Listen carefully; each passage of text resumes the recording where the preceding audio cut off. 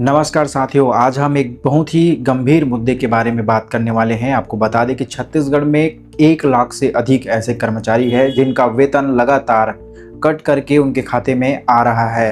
आपको बता दें कि कई ऐसे कर्मचारी हैं जिनका वेतन का 90% भाग 70% भाग और 80% भाग ही केवल उसके खाते में आता है, यानी कि 10%, 20% और 30% की कटौती कर्मचारियों के मूल वेतन में देखी जा रही है।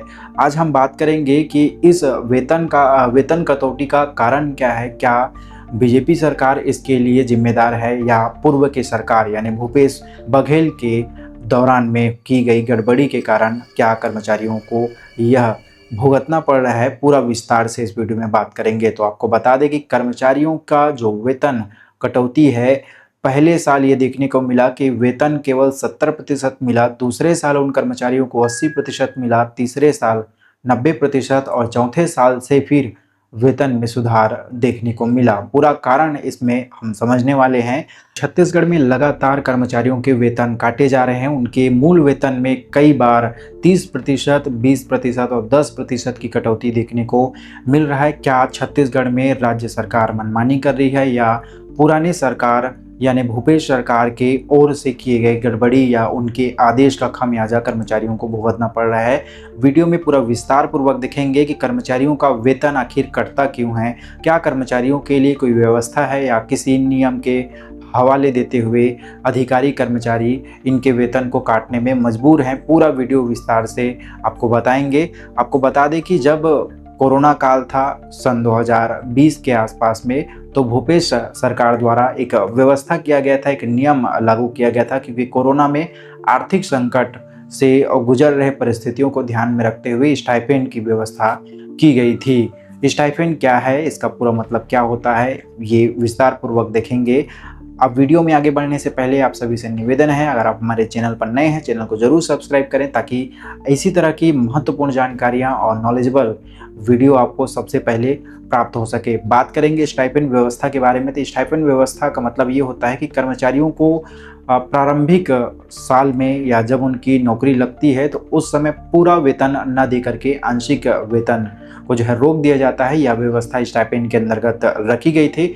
स्टाइपेंड की व्यवस्था सन 2020 में भूपेश बघेल के शासन के अंतर्गत यह लागू किया गया था। 20 में पूरे छत्तीसगढ़ प्रदेश में यह कोरोना काल का जो संकट चारों ओर से घेरा हुआ था। छत्तीसगढ़ में आर्थिक संकट देखने को मिल रहा था। इसी आर्थिक संकट को कम करने के लिए, सरकारी खर्चे का जो बोझ है उसको कम करने के लिए और कर्मचारियों के नई भर्ती को भी ध्यान में रखते हुए यह व्यवस्था लागू की गई थी कि कर्मचारियों को जिनकी भी नई नियुक्ति होगी या नई नई जो है जॉब लगेगी, उन कर्मचारियों को पहले साल केवल उसका वेतन का मूल वेतन का 70% मिलेगा, दूसरे साल 80% मिलेगा, तीसरी साल 90% और चौथे साल से उनका पूरा 100% वेतन दिया जाएगा। यह व्यवस्था भूपेश सरकार के द्वारा लागू किया गया था। हालांकि कोरोना खत्म हो जाने के बाद यह व्यवस्था साल 2023 में ही समाप्त कर दी,